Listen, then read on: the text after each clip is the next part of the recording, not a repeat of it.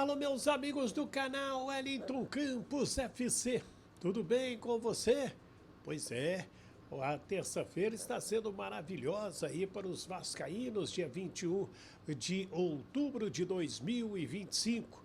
A gente vai trazer aqueles abraços que eu estou devendo, vou tentar colocar em dia aqueles abraços. Vamos falar, por exemplo, de Robert Renan, Carlos Cuesta e Andrés Gomes. Será que o Vasco vai ficar com eles? E se ficar, custa quanto? A repercussão da vitória. Também vamos falar sobre Ryan, muitas propostas chegando e outros assuntos. Muitos elogios ao Andrés Gomes e também ao Nuno Moreira. Tudo isso eu conto para você. Mas antes, aquele pedido, não se inscreveu? Se inscreva aí, Wellington Campos FC. Paga nada não. Dá aquele joinha, fortalece aí o nosso trabalho, é super importante e você vai nos ajudar demais a continuar fazendo vídeos por aqui. Certo? Então vamos nela. Roda a vinheta.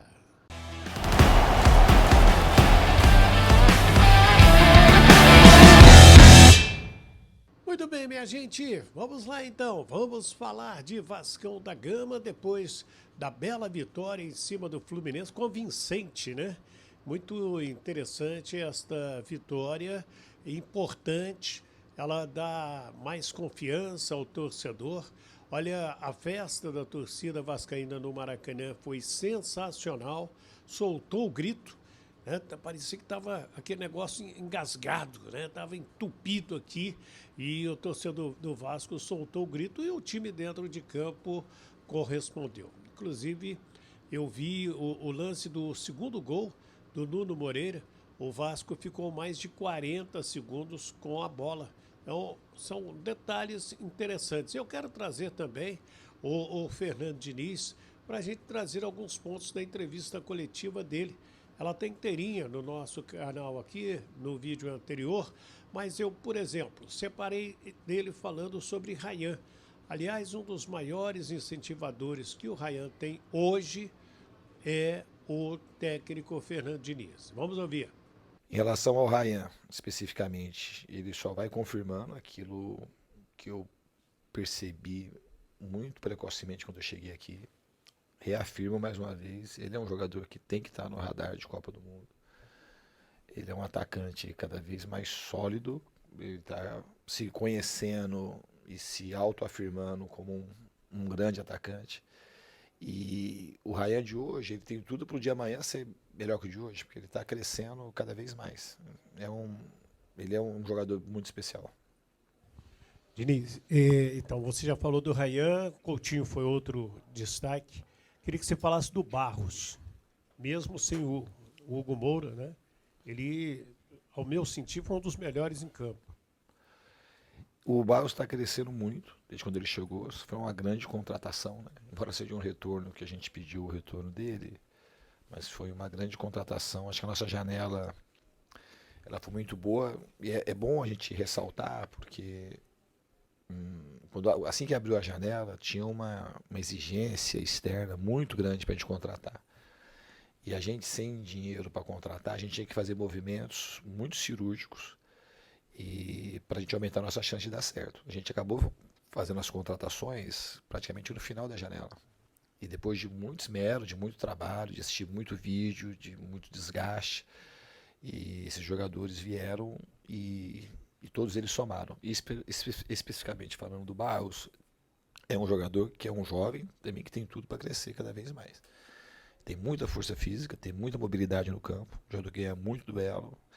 E com o tempo, se expondo a grandes jogos como o de hoje, ele vai ganhando mais confiança e mais naturalidade para o jogo dele com a bola nos pés também evoluir cada vez mais. Eu achei legal uma pergunta que fizeram para o Diniz, né? Diniz, qual o ponto forte do Ryan? Ele caprichou na resposta. Não tem. Eu acho que aí você pergunta para a pessoa errada, hein? Um ponto forte. Eu acho que o Ryan, como eu disse, é um jogador muito completo. Ele tem muita coisa, muita qualidade. Eu vou repetir para vocês o que eu já falei. Ele é um jogador de 19 anos. Ele é um jogador grande. Ele é um jogador rápido. Ele é um jogador ágil. Ele é um jogador que chuta com muita precisão de qualquer lugar, um jogador canhoto, um jogador que dribla e um jogador que sabe construir, que sabe tabelar, que sabe virar o jogo. Ele, quando ele precisa dele vir na primeira fase de construção, ele vem. Quando precisa cair de um lado, ele cai. Quando do outro lado, ele cai. E hoje ele está começando a aproveitar melhor a sua impulsão. E é um jogador muito atlético, o Ryan. Ele é um jogador muito completo. Quando eu falo que precisa ter um olhar criterioso com o Ryan, é porque ele está em franca evolução e sobrando cada vez mais. Então ele é um jogador que merece a atenção da seleção brasileira, para dar um olhar bem específico para ele. É um jogador bem especial. Outro que merece elogios é o português, o Nuno Moreira. Jogo a jogo, cresce, demonstra qualidade, joga bem, né? E fez um gol importante para o Vasco da Gama. Olha o que disse o técnico Diniz sobre ele. O Nuno é um dos jogadores mais inteligentes que eu trabalhei. É um jogador que gosta muito de futebol, consome futebol, tem muita inteligência para jogar, para absorver informação.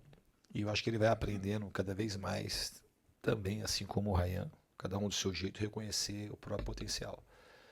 É um jogador que caiu igual uma luva no Vasco da Gama e para trabalhar comigo também tem muita facilidade. Eu fico muito feliz dele poder performar bem, fazer gols e dar muitas assistências, que ele tem muito gol e tem muita assistência para a posição que ele joga. É um jogador extremamente tático e que muito solidário e que ajuda a gente em todas as fases do jogo. Eu sou fã do Diniz. Por quê? Primeiro que ele tem o pé no chão. Qualquer pessoa, qualquer profissional, você tem que ter o pé no chão. O pior momento no futebol, a gente já tem aqui algumas décadas para poder falar disso, é quando alguém te elogia, fala que você é bom e você acredita. E aí você acha que não precisa melhorar. Então, foi feita essa pergunta, né, ao Fernando Diniz, inclusive foi feito pela Fernanda, da Band News, muito bem feita a pergunta, sobre os próximos adversários diretos do Vasco da Gama e sobre o momento do Diniz. Olha que bacana. Acho que a gente tem adversários muito duros, muito difíceis. Jogar lá contra o Red Bull é sempre difícil. Depois a gente tem o São Paulo, que é um grande time, é um clássico nacional, e por aí vai. Daqui a pouco a gente tem Botafogo, tem Bahia, tem Mirassol aqui em casa. Então a tabela do Campeonato Brasileiro é difícil para todo mundo. A gente tem que encarar jogo a jogo, como a gente está fazendo. Tem essa semana agora para se preparar até domingo para fazer o nosso melhor lá em Bragança. Em relação ao meu momento, o futebol ele é muito engraçado. Da minha passagem do Fluminense, se pegar lá, fiquei 2 anos e meio. Aí teve 2 meses, ou nem 2 meses, 40 dias que as coisas aconteceram de uma maneira ruim. Aí fizeram um alvoroço e pressão, pressão, pressão, e a gente perde a racionalidade. Aí parece que esses 40 dias dá para comparar com tudo que aconteceu no Fluminense. Aí eu fui no Cruzeiro, fiquei praticamente 2 meses. Foi o que eu trabalhei no Cruzeiro. E aí, um mês atrás, aí, por exemplo, um mês e meio atrás, aqui eu tinha um questionamento na entrevista. Olha o teu desempenho no Campeonato Brasileiro.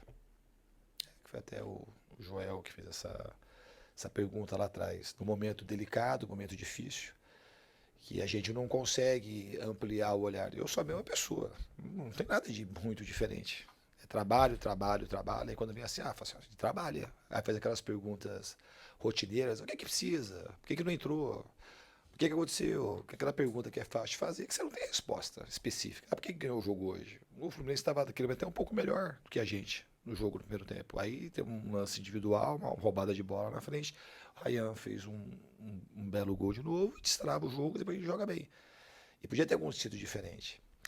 Então a gente cria uma situação que a gente precisa para melhorar o debate do futebol brasileiro para todo mundo. E é isso, acho que vocês têm responsabilidade muito grande, ampliar as coisas. A lente não pode ser focada só no resultado. Hoje eu gostaria muito de... Não gostaria não é que eu gostaria, mas quando acontecer de ter uma derrota, porque um erro de saída, como eu comentei, que podia acontecer no lance do Barros, no começo do jogo, e o jogo terminar 1-0, se as pessoas vão falar assim, mas esse é tudo errado. Porque é isso sempre que acontece. No Fluminense, uma das críticas muito fortes quando foi da minha saída foi porque era um jeito de jogar e eu só tinha um jeito de sair jogando. Mas só tinha um jeito de sair jogando. Tá aí um jeito de sair jogando. Deu errado, deu certo. Mas é o jeito. Então, hoje tem que falar assim, ele só tem um jeito de sair jogando.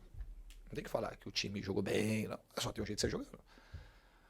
Então, se o critério é esse, se a régua para medir o meu trabalho especificamente é esse, então tem sempre o mesmo jeito, faz 16 anos que é o mesmo jeito, sai jogando.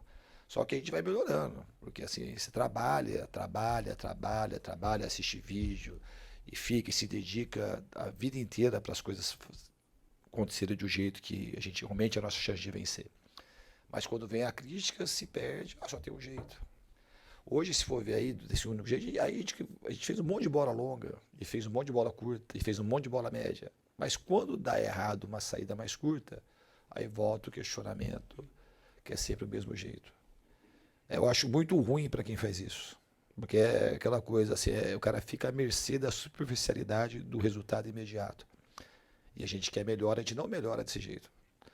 O que é bom, o que é ruim é ruim. A gente não consegue enxergar o que é bom. Hoje, infelizmente, falo isso. Eu estou celebrando, eu estou contente. Mas eu estou contente como eu tive contente com o desempenho, como teve contra o Grêmio, por exemplo, que a gente não ganhou. E outros estão contra o Ceará, que a gente não ganhou. Porque no momento final ali a gente não conseguiu botar a bola para dentro. Mas assim, eu não tenho controle da bola que vai entrar. Eu tenho controle sobre o meu trabalho, sobre aquilo que a gente faz. E esses jogadores estão de parabéns. E o Vasco como instituição.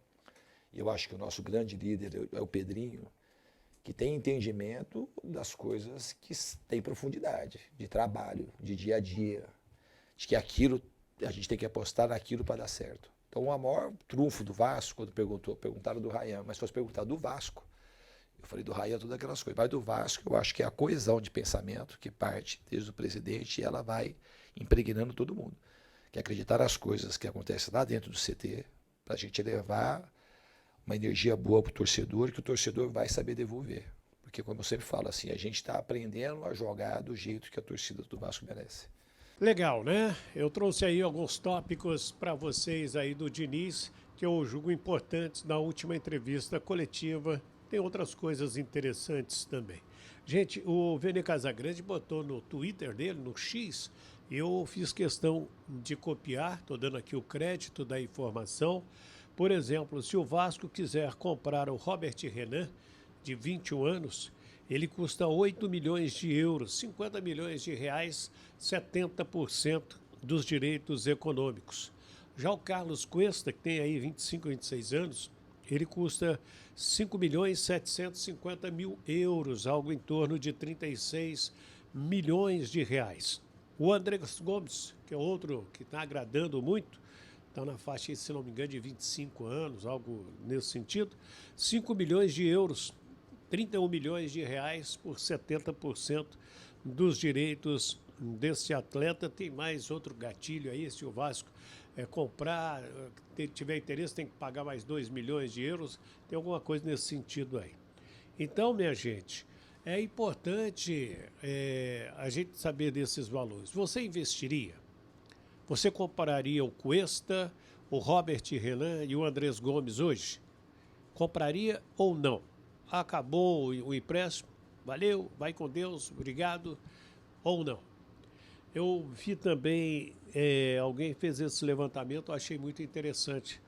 Apenas 2 jogadores com idade entre 19 anos, um pouco menos, um pouco mais, antes dos 20, marcaram no mínimo 11 gols pelo Vasco. Bob Dinamite, Roberto Dinamite, em 1973, fez 13 gols. E o Ryan, em 2025, já fez 11 gols. Ele pode fazer, e certamente vai fazer, como a gente brinca no futebol, está cheirando gol, né? Cheira gol, e tudo indica que ele vai fazer números expressivos nessa temporada.